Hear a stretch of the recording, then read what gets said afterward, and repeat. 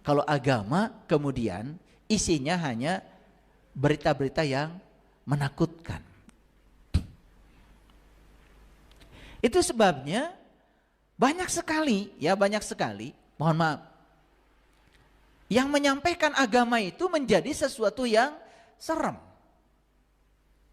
Bahkan menempatkan Allah seakan-akan bukan sebagai sumber kebahagiaan, bukan sebagai sumber cinta, bukan sebagai sumber berita gembira. Bahkan Allah itu dijadikan sebagai sumber ancaman. Pernah dengar gak? Allah akan mengazab? Pernah dengar? Allah akan mengutuk? Pernah dengar? Allah akan menyiksa dengan siksaan yang pedih? Pernah dengar? Bahkan Allah akan menyediakan satu tempat namanya neraka untuk menghukum mereka-mereka yang tidak taat kepada Allah. Pernah dengar itu? Coba, kalau pelajaran agama lebih banyak berfokus pada hal yang menakutkan dan seakan-akan Tuhan adalah sumber penghukum bagi mereka yang tidak taat kepadanya. Bukankah agama menjadi sumber ketakutan? Agama bukan menjadi sumber kebahagiaan. Padahal Quran mengatakan para nabi, para rasul itu diutus ke dunia untuk menyampaikan berita gembira. Baik Bapak Ibu, saya berulang kali menyampaikan Quran surat Hud ayat 106 sampai 108. Di situ Allah menyatakan sesungguhnya neraka itu adalah tempat di mana dia masih bernafas. Fa ammal ladina syaku fa finar lahum fiha zafirun wa sahikun. Di ayat 107-nya bahkan neraka itu sudah ada ketika langit dan bumi masih ada. Ayat 108-nya surga disediakan untuk orang-orang yang baik. Bahkan langit dan bumi masih ada. Itu Quran hadirin. Jadi kalau kita mengkaji Quran lebih dalam, ternyata surga dan neraka itu sebetulnya sudah kita rasakan dari saat ini. Tempatnya di mana? Di sini. Saat kita masih bernafas. Jadi kesimpulannya, ini bisa menjadi surga, ini bisa menjadi neraka. Semua tergantung pada tingkat kesadaran kita. Begitu tingkat kesadaran kita rendah, apapun jadi masalah, apapun jadi neraka, apapun jadi kemarahan, apapun jadi masalah. Begitu tingkat kesadaran tinggi, malah semua menjadi berkah. Disinilah pentingnya kita belajar meningkatkan kesadaran. Lalu siapa kalau begitu yang menghukum kita?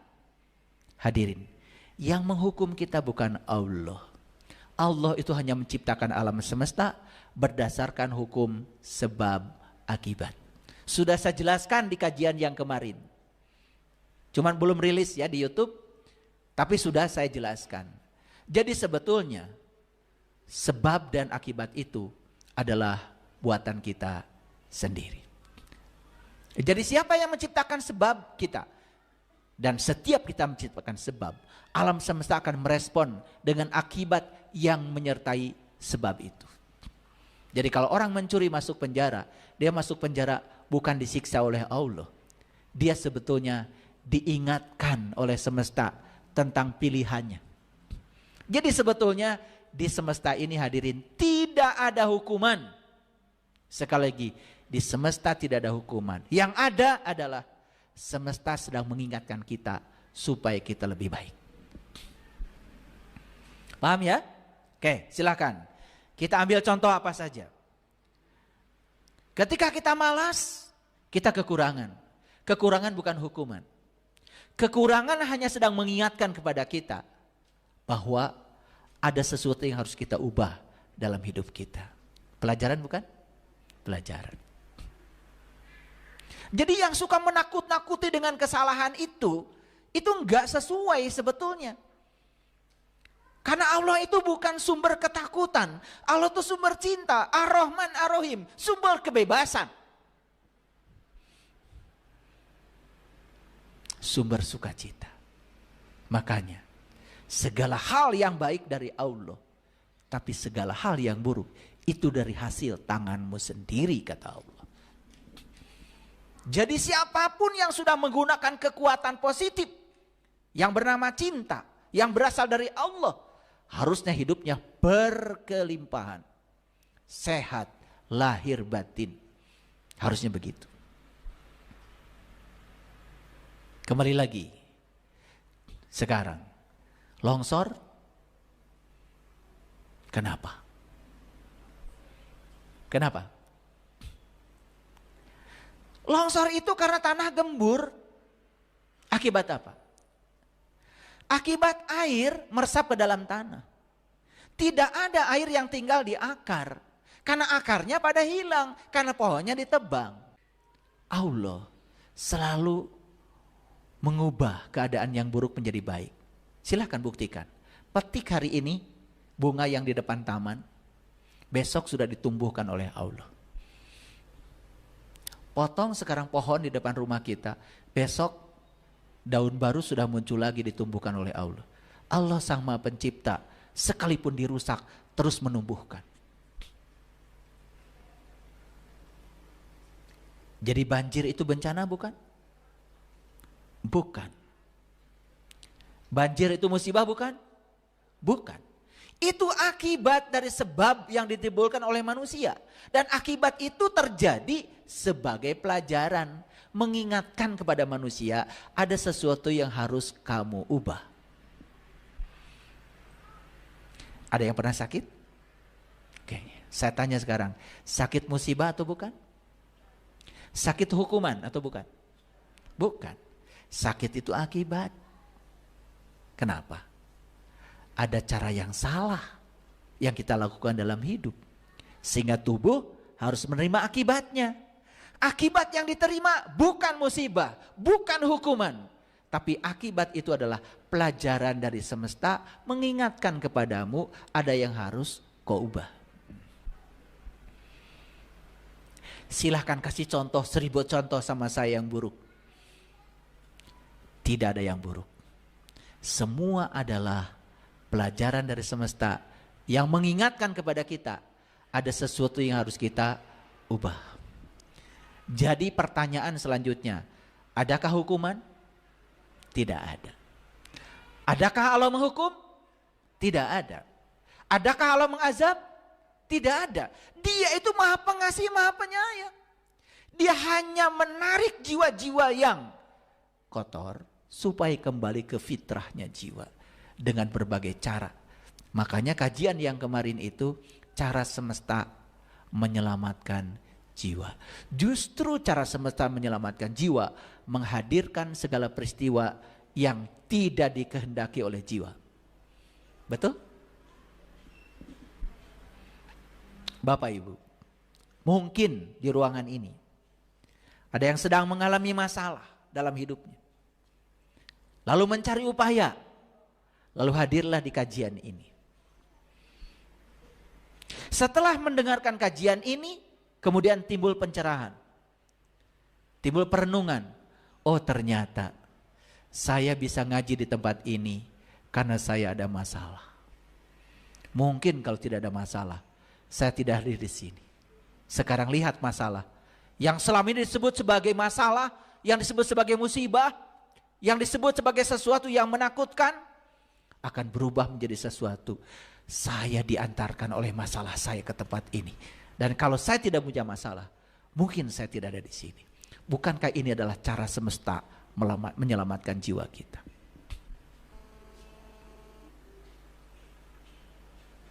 Nah, kemudian apa kaitannya ayat ini ya dengan hasil riset yang saya sampaikan tadi?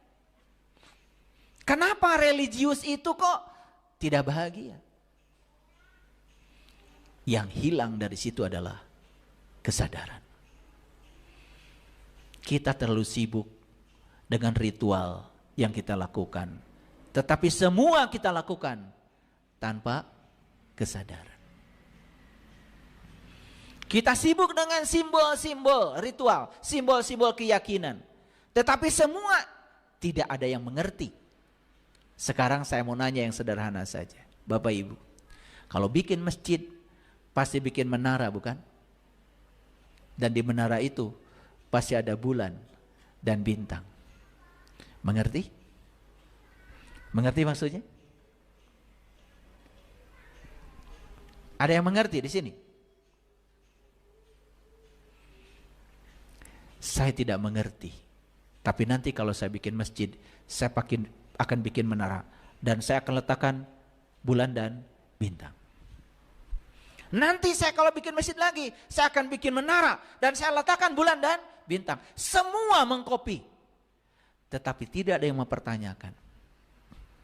Padahal kalau kita mau berpikir, masjid adalah Baitullah. Baitullah adalah rumahnya Allah. Dan masjid adalah simbol dari Baitullah, bukan Baitullah yang sebenarnya. Kalau ini simbol dari Baitullah, lalu Baitullah yang sebenarnya yang mana? Masjid yang sebenarnya yang mana? Di sini ada simbol, ada menara. Menara tinggi apa rendah? Tinggi. Ternyata kita harus melakukan proses pencapaian ke tempat yang tinggi. Dan puncak pencapaian di tempat yang tinggi adalah bulan dan bintang.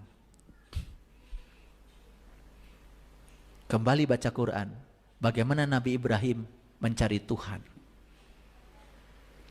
Ternyata Nabi Ibrahim bertemu bintang. Setelah itu bertemu bulan. Setelah itu bertemu matahari.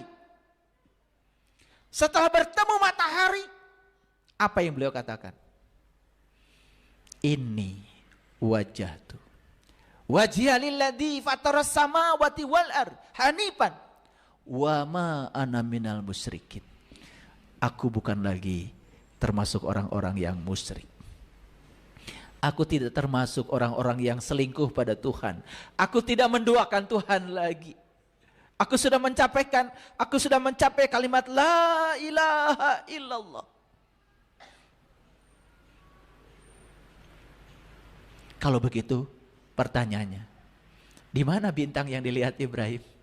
Di mana bulan yang dilihat Ibrahim? Di mana matahari yang dilihat Ibrahim? Kalau bintang, bulan, dan matahari yang dilihat adalah seperti yang kita lihat di alam semesta, di luar diri kita. Dari kecil Ibrahim sudah lihat itu. Pernah bertanya? Di mana itu? Di mana itu? Dan kenapa kalau ada masjid, ada menara? Menara dibuat setinggi-tingginya. Dan di puncak menara adalah bulan dan bintang.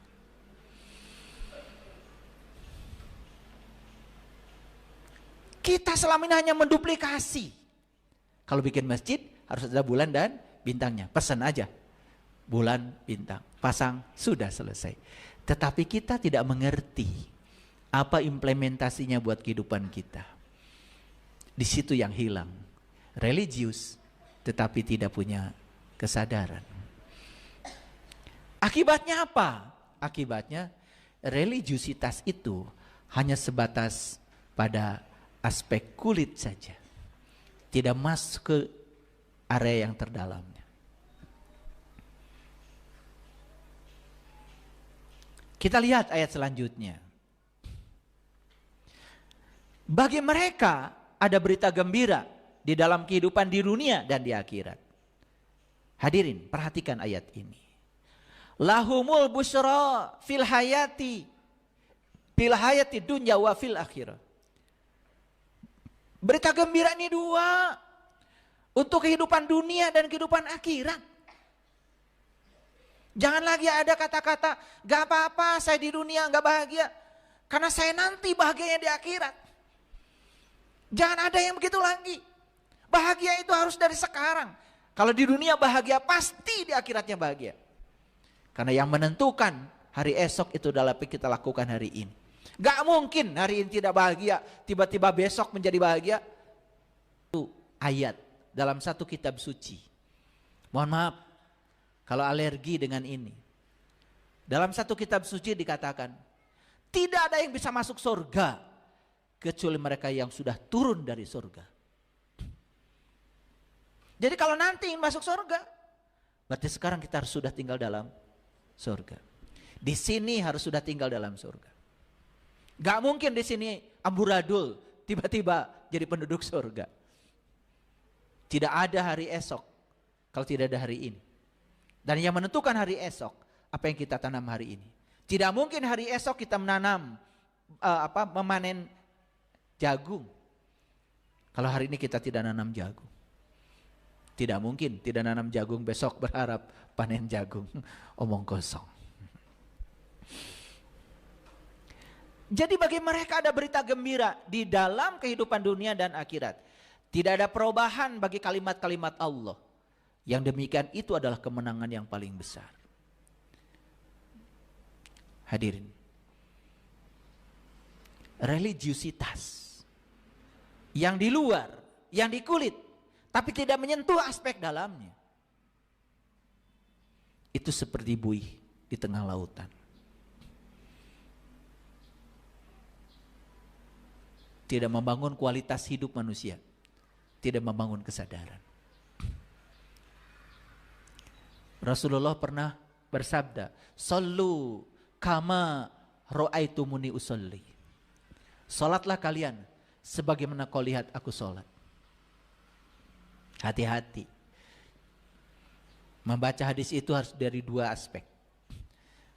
Para sahabat di zaman itu yang hidup sejaman dengan Rasulullah, melihat Rasulullah itu harusnya dari dua aspek. Sallu kama ra'aitumuni usolli. Salatlah kamu sebagaimana kau lihat aku sholat. Satu, lihat raganya Nabi Muhammad sholat. Itu yang kemudian disebut ritual. Yang kedua, lihat jiwanya beliau ketika sholat. Itu yang disebut dengan spiritual. Jadi ritual tanpa spiritual, itulah religiusitas, tetapi tidak membangun kesadaran. Maaf. Kenapa? Orang yang membicarakan Tuhan setiap hari, membicarakan Allah setiap hari, tetapi dia masih menutup mata Allah, membohongi Allah dengan mencuri. Betul, orang lain tidak lihat kamu mencuri, karena kamu jabatannya paling tinggi, karena tidak ada orang yang mengawasi kamu. Tetapi bukankah ada Allah yang sedang mengawasi kamu?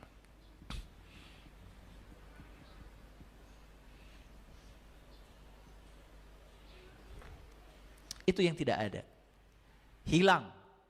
Ruhnya hilang. Hilang spiritnya. Hilang energinya.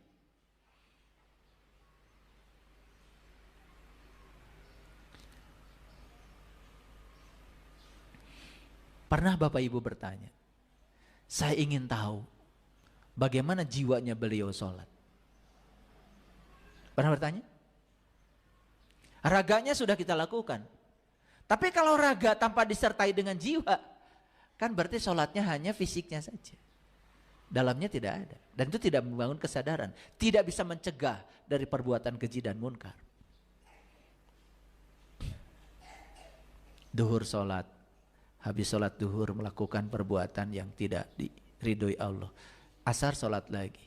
Habis itu melakukan perbuatan yang tidak disukai Allah. Maghrib sholat lagi. Terus begitu. Justru sholat yang paling penting itu bukan di waktu sholat. Di antaranya. Sholat yang paling penting itu di antaranya. Apa yang terjadi di antara waktu sholat?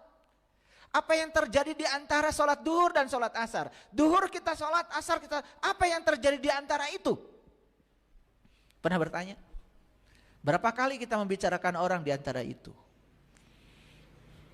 Berapa kali kita marah di antara itu? Berapa kali kita menghujat orang di antara itu?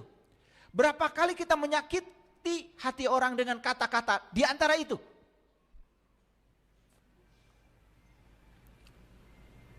Innal insana khuliqa halu'a.